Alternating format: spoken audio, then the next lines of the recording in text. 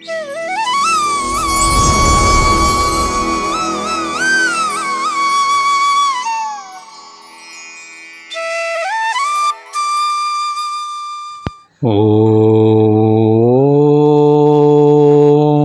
శ్రీ సచ్చిదానంద సమర్థ సద్గురు సాయినాథ్ మహారాజ్ కీ జై. ముందుగా సాయి భక్తులందరికీ నమస్కారం అండి. వీడియో చూస్తున్న ప్రతి ఒక్కరిపైన ఆ సాయినాథుని ఆశీస్సులు ఉండాలని, బాబా గారి భక్తులందరూ ఎప్పుడూ కూడా ఆనందంగా సంతోషంగా వారి జీవితాన్ని గడపాలని మనస్ఫూర్తిగా కోరుకుంటూ ఈ వీడియోని స్టార్ట్ చేస్తున్నాను ఫ్రెండ్స్.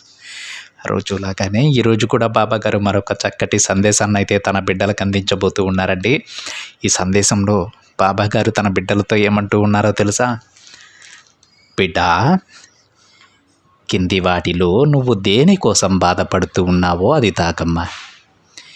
నీ జీవితంలో తెలియని రహస్యాలు నీకు చెబుతాను, శ్రద్ధగా విను అని బాబా గారు అంటూ ఉన్నారండి. ఈరోజు బాబా గారు తన బిడ్డలకు తాము ఏ బంధం గురించి బాధపడుతూ ఉన్నారో ఆ బంధాన్ని తాకమని అంటూ ఉన్నారు. ఆ విధంగా తన బిడ్డలు ఏ బంధాన్ని అయితే ఎంచుకున్నారో దానిలో ఉన్నటువంటి లోటుపాట్లన్నీ కూడా ఈరోజు బాబా గారు చెప్పబోతూ ఉన్నారండి. మరి ఆ బంధం ఏమిటని ఆలోచిస్తూ ఉన్నారా? ఒకటి భార్యాభర్తల బంధం అయితే, రెండు ప్రేమ బంధం. ప్రేమ అనేది ఏ విధంగా అయినా కావచ్చండి. అది తల్లిదండ్రుల యొక్క ప్రేమ కావచ్చు, తోడబుట్టిన వాళ్ళ ప్రేమ కావచ్చు, లేదంటే స్నేహితుల బంధువుల యొక్క ప్రేమ కావచ్చు. ఈ విధంగా మనం ఎవరి మీద అయితే ప్రేమని పెంచుకుంటూ ఉన్నామో వారి గురించి ఒక్కసారి తలుచుకొని బాబా గారిని అడగండి, బాబా నా ప్రేమ బంధం ఎలా ఉంటుంది అని. లేదంటే మీ భార్యాభర్తల బంధం, మీ దంపతుల మధ్య బంధం ఎలా ఉంటుందని బాబా గారిని అడగటానికి బాబా గారు చెప్పినట్టు ప్రతి ఒక్క బిడ్డ కూడా మీ బంధాన్ని ఎంచుకోండి ఫ్రెండ్స్. మీరు దేని గురించి తెలుసుకోవాలని అనుకుంటూ ఉన్నారో, ఏ బంధం గురించి మీకు తెలియాలనుకుంటూ ఉన్నారో ఆ బంధాన్ని నాకు చూపించండి అని బాబా గారిని ఒక్కసారి మనస్ఫూర్తిగా వేడుకుంటూ బాబా గారు తన బిడ్డల గురించి ఏం చెప్తున్నారో ఆ తండ్రి మాటలలోనే విని తెలుసుకుందామండి. మొదటిగా ఎవరైతే భార్యాభర్తల బంధం గురించి మాట్లాడుతూ ఉన్నారో, తెలుసుకోవాలని అనుకుంటూ ఉన్నారో, బాబా గారిని అడగాలనుకుంటూ ఉన్నారో వారి గురించి బాబా గారు ఏం చెప్తున్నారో తెలుసుకుందాం. చాలామంది భార్యాభర్తలు సంతోషంగా ఉంటే చాలండి, ఆ కుటుంబం అంతా కూడా సంతోషంగా ఉంటుంది. ఎందుకంటే వాళ్ళిద్దరి మధ్య కూడా అన్యోన్యత ఉన్నప్పుడు ప్రతి ఒక్కరు, ఆ ఇంట్లో ఉన్న ప్రతి ఒక్కరు కూడా చాలా సంతోషంగా ఉండగలరు. ఆ ఇల్లు అనేది ఒక స్వర్గధామం లాగా ఉంటుంది. నిజమే కదా అండి. మరి కొన్ని చిన్న చిన్న మనస్పర్ధల ద్వారా ఈ దంపతుల మధ్య కలహాలు రావడం అనేది చాలా సర్వసాధారణమండి.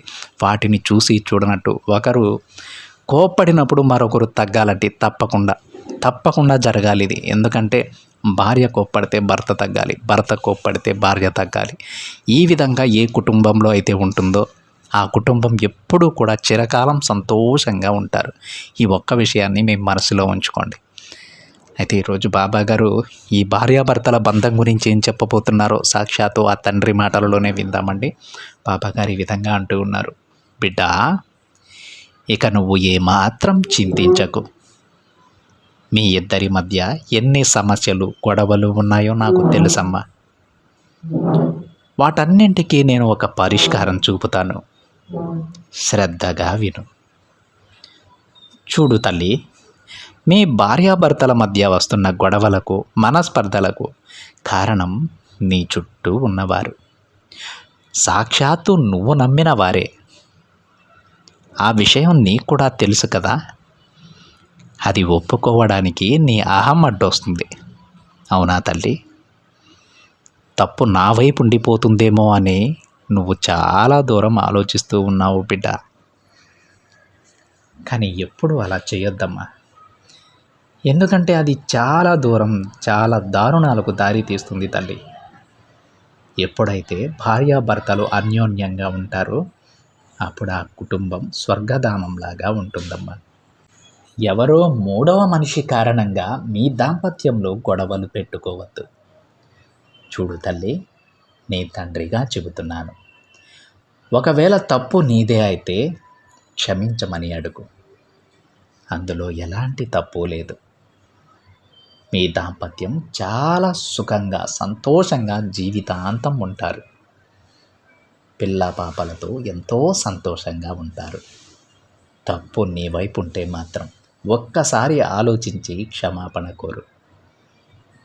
నీ దాంపత్యానికి నీపై ఉన్న ప్రేమ రెట్టింపు అవుతుంది తల్లి. చూడు బిడ్డ, పొరపాటున కూడా పక్కవారి మాటల ద్వారా మీ దాంపత్యంలో చిచ్చు పెట్టుకోవద్దు. జీవితాంతం కలిసి ఉండాల్సింది మీరు తల్లి. నీకు కష్టం వచ్చినా, నష్టం వచ్చినా, అనారోగ్యం వచ్చినా నీకు అండదండగా నిలిచేది నీ బంధమే అని గుర్తుపెట్టుకో. ఈ మాటలు చెప్పే వాళ్ళెవ్వరూ కూడా ఆ రోజు నీ కంటికి కనిపించరు బిడ్డ. అందుకే బంధాన్ని దూరం చేసుకోవద్దు. నువ్వు ఎవరో మాటలు విని మీ బంధం మధ్య గొడవలు పెట్టుకోవద్దు. మీ చుట్టూ ఉన్నవారి మాటలు వినడం వలన మీ ఇద్దరి మధ్య గొడవ వస్తుంది తల్లి. మీరు నమ్మిన వ్యక్తి నీ దగ్గరకు వచ్చి నీ బంధం గురించి చెడుగా చెప్పడం వలన మీ ఇద్దరి మధ్య మనస్పర్ధలు ఏర్పడ్డాయి. నిజమే కదా? అప్పటి వరకు ఎంతో సంతోషంగా, ఆనందంగా గడిచినటువంటి మీ జీవితం ఒక్కసారిగా మారిపోయింది. ఆ వ్యక్తి ఎవరో ఒక్కసారి నువ్వే ఆలోచించమ్మా, నీకే అర్థమవుతుంది. అలాంటి వారికి దూరంగా ఉండటమే మంచిది బిడ్డ. ఎవరైతే మీకు గొడవ పెట్టాలి అని అనుకుంటున్నారో వారి ముందే మీ ఇరువురు ఆనందంగా ఉండాలి. అప్పుడు ఆ క్షణం వారు చేసే తప్పు వారికే తెలుస్తుందమ్మా. నీ బంధానికి కొంచెం ఎక్కువగానే కోపం ఉంది కదా, అలాంటి సమయంలో నా నామస్మరణ చేయండి. అలా కాకుండా వాగ్వాదానికి దిగితే ఏం మిగులుతుంది చెప్పు? గొడవ పెరిగి పెద్దదవుతుంది తప్ప దాని కారణంగా కన్నీరు మాత్రమే మిగులుతుంది. మీతో పాటు మీ బిడ్డలు కూడా బాధపడాల్సి వస్తుంది తల్లి. నీ బంధానికి కోపం వచ్చినప్పుడు నువ్వు కొంచెం నెమ్మదిగా ఉంటే మీ గొడవలన్నీ సర్దుకుపోతాయి. ఇక మీరు అనుకున్న పనులన్నీ వెంటనే జరిగిపోతాయి. అప్పుడు మీరిద్దరూ ధన్యవాదాలు చెప్పడానికి నా దర్శనానికి వస్తారమ్మా. చూడు తల్లి, జీవితంలో ఎప్పుడూ కూడా ఈ వాక్కుని మర్చిపోవద్దు. నీ బంధం కొంచెం విసుక్కున్నప్పుడు, కోప్పడినప్పుడు కొంచెం సర్దుకొనిపో. నీ బంధమే కదా, సర్దుకొనిపోతే తప్పేముంది చెప్పు? అప్పుడే ఎంతో సంతోషంగా మీ కుటుంబం ఉండగలదు బిడ్డ. నువ్వెప్పుడూ ఆనందంగా ఉండాలనేది నా కోరిక కూడా.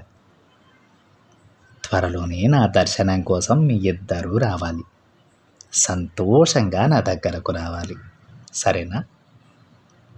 ఇది నీ సాయి వాక్కు తల్లి. నువ్వు ధైర్యంగా ఉండు.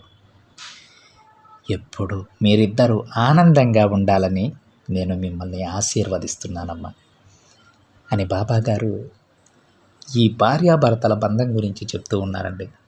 ఎంత చక్కగా చెప్పారు కదా, ఎంత అద్భుతమైనటువంటి మాట. మన బంధానికి కొంచెం కోపం ఉంటే మనం సర్దుకుపోవడంలో తప్పే ఉందండి. అది ఎవరైనా అవ్వచ్చు, భార్య అవ్వచ్చు, భర్త అవ్వచ్చు. ఒకరికి కోపం ఉంటే మనం సర్దుకుపోవడంలో తప్పే ఉంది. సర్దుకుపోవడం కారణంగా అది పెద్ద పాపమేం కాదండి. సర్దుకుపోవడం వల్ల ఆ కుటుంబం ఎప్పుడూ సంతోషంగానే ఉంటుంది. వారి పిల్లలు ఎప్పుడూ ఆనందంగా ఒక ఆహ్లాదకరమైన వాతావరణంలో పెరుగుతారు. ఈ ఎఫెక్ట్స్ అన్నీ కూడా బిడ్డల మీద పడవండి. బిడ్డలు ఎప్పుడూ కూడా పసిబిడ్డల దగ్గర నుంచి వాళ్ళు చాలా ఆహ్లాదకరమైన, ఆనందకరమైన వాతావరణంలో పెరగాలి. అది ఎవరి మీద ఆధారపడి ఉంటుందంటే భార్యాభర్తల మీద ఆధారపడి ఉంటుంది, వారి తల్లిదండ్రుల మీద ఆధారపడి ఉంటుంది. అందుకే ఈరోజు బాబాగారు చెబుతూ ఉన్నారు, వారికి కొంచెం కోపం వస్తే నువ్వు తగ్గిపో తల్లి, దాంట్లో తప్పేముంది చెప్పు? నీ బంధం కాడే కదా నువ్వు తలదించుకుంటున్నావు, పక్కన వాళ్ళ దగ్గర కాదు కదా బిడ్డ. పక్క వాళ్ళు నిన్ను పొరపాటున ఏదైనా మాట అంటే అక్కడ నువ్వు కామ్గా ఉండటం, అక్కడ నువ్వు నెమ్మదిగా ఉండటం తప్పు అవుతుంది. అంతేకాని సొంత కుటుంబ సభ్యుల మధ్య సర్దుకుపోవడం ఆనందాన్ని ఇస్తుంది తల్లి అని బాబాగారు అంటారండి. ఎందుకంటే మనం ఎప్పుడైతే సర్దుకొని పోతామో మన బంధం కూడా ఆలోచిస్తారండి. తన తప్పు లేకపోయినా తను సర్దుకొని పోతున్నారని ఒకవేళ మీ ముందు చెప్పకపోవచ్చు, కానీ మీ మీద ఉన్నటువంటి ప్రేమ రెట్టింపు అయిపోతుంది. తన తప్పు లేకపోయినా నేను అరుస్తూ ఉంటే తిరిగి మాట్లాడలేదు, సర్దుకొని పోయింది, ఇలాంటి వలన నేను బాధ పెట్టదని వాళ్ళకి తెలుస్తుంది. అదే ఈరోజు బాబాగారు చెబుతూ ఉన్నారు. అర్థమైందా ఫ్రెండ్స్? ఇది మాత్రం ఎప్పుడూ కూడా మీ జీవితంలో ఎప్పుడూ గుర్తుపెట్టుకోండి. ఎందుకంటే ఇది కేవలం మీ జీవితమే కాదండి, మీ బిడ్డల జీవితం కూడా మీ మీద ఆధారపడి ఉంటుంది. ఆ విషయాన్ని గుర్తుపెట్టుకోండి. ఏ బిడ్డలైతే సంతోషంగా ఆనందంగా పెరుగుతారో వాళ్ళు జీవితంలో అనేక విజయాలు సాధిస్తారండి. ఎప్పుడూ కూడా ఆనందంగా ఉండే వాళ్ళే విజయాన్ని సాధించుకుంటూ వెళ్తారు. మన ప్రభావం మన పిల్లల మీద పడకూడదు. చెడు ప్రభావం అసలే పడకూడదు. ఇంట్లో ఎప్పుడు చికాకుగా ఉంటే వాళ్ళు ఆనందంగా ఎలా ఉంటారు, సంతోషంగా ఎలా ఉంటారు? ఎప్పుడు అదే ఆలోచనలతో పెరుగుతూ ఉంటారు కదా. అలాంటి వాతావరణాన్ని వాళ్ళకి కల్పించొద్దు. ఆనందంగా సంతోషంగా మీరు ఎప్పుడూ ఎంత ఆనందంగా ఎంత సంతోషంగా మీరుంటారో అంతకి రెట్టింపు ఆనందాన్ని వారు పొందుతారు, తన బిడ్డలు పొందుతారు. అర్థమైందా ఫ్రెండ్స్? బాబాగారు ఏం చెప్పాలనుకుంటున్నారో ఒక్కసారి అర్థం చేసుకోండి. ఇక ఎవరైతే ప్రేమ బంధం గురించి అడుగుతూ ఉన్నారో వారి గురించి బాబాగారు ఏం చెప్తున్నారో విందామండి. బాబాగారు ఈ విధంగా చెప్తూ ఉన్నారు, బిడ్డ నీ ప్రేమ గురించి ఏమీ తెలియక నీలో నువ్వే బాధపడుతూ కూర్చున్నావు, అవునా? ఆ బాధలో నువ్వు నన్ను చాలాసార్లు కోపగించుకున్నావమ్మా. సరే తల్లి, అవి ఏమీ నేను పట్టించుకోలేదు. ఎందుకంటే నువ్వు నా బిడ్డవి. బిడ్డ ఏమన్నా సరే తండ్రి సర్దుకుంటాడు కదా. మీ తండ్రి ఏం చేసినా అంతా నీ మంచి కోసమే అని గుర్తించు. నీ ప్రేమ బంధం రోజు రోజుకి దూరం అవుతుందని భయపడుతూ ఉన్నావు కదా బిడ్డ. అలాంటి నీకు ఒక విషయం చెబుతాను, శ్రద్ధగా విను. మీ ఇద్దరి మధ్యలో దూరం పెరుగుతుంది అని బాధపడుతున్నావు కదా. ఒక్కసారి ఆలోచించు, ఆ బంధం ఎందుకు దూరం అవుతుంది? నేను ఎందుకు అలా చెప్తున్నానంటే బిడ్డ, మీ బంధానికి ఒక పరీక్ష పెడుతున్నాను. అలాంటి సమయంలోనే కదమ్మా నువ్వు ధైర్యంగా నిలబడాలి. బంధం దూరమైనప్పుడే కదా వారి మీద ఎంత ప్రేమ ఉందో తెలిసేది. అలా నీకు ఎంత ప్రేమ ఉందో తెలియడానికి ఈ పరీక్ష పెడుతూ ఉన్నాను. ఇందులో మీరు గెలిస్తే మీ జీవితం మీరు అనుకున్నట్టు ఉంటుంది. చాలా సంతోషంగా ఉంటుందమ్మా. ఏం జరిగినా సరే నీ మంచికే అనుకో. నీ సాయి తండ్రి ఏం చేసినా సరే నీ జీవితం బాగుండటం కోసమే ఇదంతా చేస్తున్నారని గుర్తుపెట్టుకో. నువ్వు నన్ను ఒక కోరిక కోరినప్పుడు నేను కొన్నిసార్లు మౌనంగా ఉంటాను కదా. దానికి కారణం ఏంటో తెలుసా? ఆ కోరిక తీరితే ఏం జరుగుతుందో నాకు మాత్రమే తెలుసు. అందుకే నేను మౌనంగా ఉండిపోతాను బిడ్డ. నీకు ఏది జరిగితే మంచి జరుగుతుందో అది మాత్రమే నీ జీవితంలో జరిపిస్తాను. నువ్వు నన్ను అడిగినా అడగకపోయినా సరే నీకు కావాల్సింది నీకు ఇవ్వడం నా బాధ్యత. ఇక నువ్వు ప్రశాంతంగా ఉండమ్మా. నీ జీవితం ఆనందంగా ఉండేలా నేను చేస్తాను. ఇప్పుడైనా నీ సాయి మీద నమ్మకం కలిగిందా బిడ్డ? నమ్మకంతో ఉండు, అంతా మంచే జరుగుతుంది అని బాబాగారు అంటూ ఉన్నారండి. ప్రతి ఒక్క బాబా బిడ్డ కూడా ఈరోజు బాబాగారు తమ గురించి ఏం చెప్పారో శ్రద్ధగా విన్నానని అనుకుంటున్నారండి. ఎందుకంటే ఈరోజు బాబాగారు చెబుతూ ఉన్నారు, మీ దంపతుల మధ్య గొడవలు ఎందుకు వస్తూ ఉన్నాయి, మీ ప్రేమ బంధం మధ్య గొడవలు ఎందుకు వస్తూ ఉన్నాయి? దీనంతటికీ కారణం ఒక మూడవ వ్యక్తి. ఆ మూడవ వ్యక్తి ఎప్పుడైతే మీ మనసుని తన వైపు లాగుతూ ఉన్నారో, ఆకట్టుకుంటూ ఉన్నారో వారి మాటలతో, వారు లేనిపోని అబద్ధాలన్నీ కూడా నీ బంధం పైన చెబుతూ ఉన్నారు. స్నేహం అనే ముసుగులో నిన్ను మోసం చేస్తూ ఉన్నారు బిడ్డ అని బాబాగారు అంటూ ఉన్నారు. వారు ఎప్పుడైతే నీ జీవితంలో నీ బంధం గురించి చెప్పడం మొదలుపెట్టారో ఆ రోజు నుంచి మీ మధ్య గొడవలనేవి వస్తూ ఉన్నాయి. ఆ వ్యక్తిని దూరం పెట్టండమ్మా అని బాబాగారు అంటున్నారండి. ఎప్పుడూ కూడా మూడవ వ్యక్తి కారణంగా మన కుటుంబాన్ని, మన జీవితాన్ని నాశనం చేసుకోకూడదు. వాళ్ళు ఎంత దగ్గర వాళ్ళైనా సరే అండి, ఎంత ఆప్త మిత్రులైనా సరే అండి, నీకు మళ్ళీ చెబుతున్నాను, మన బంధం మంచి అయినా చెడైనా వాళ్ళు ఎలాంటి వారైనా సరే మనకి ఏదైనా ఇబ్బంది వస్తే, ఏదైనా అనారోగ్యం చేసినప్పుడు మన వైపు నిలబడగలిగేది ఆ బంధం మాత్రమే నిలబడుతుంది.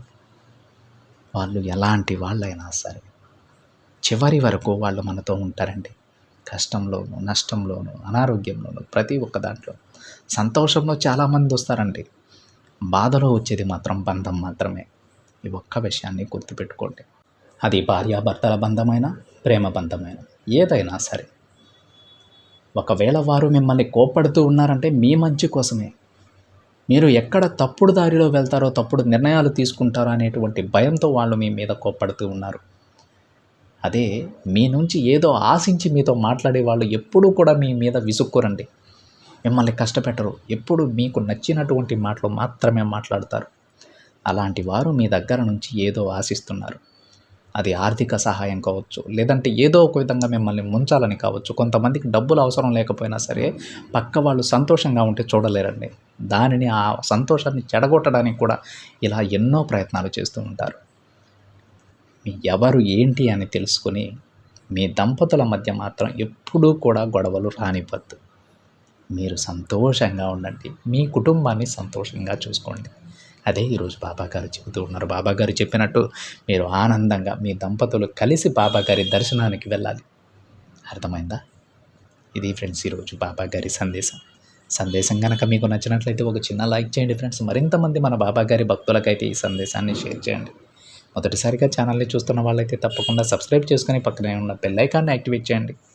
మరొక బాబాగారి సందేశంతో మరొక వీడియోలో కలుద్దాం. అంతవరకు ఓం సాయిరామ్.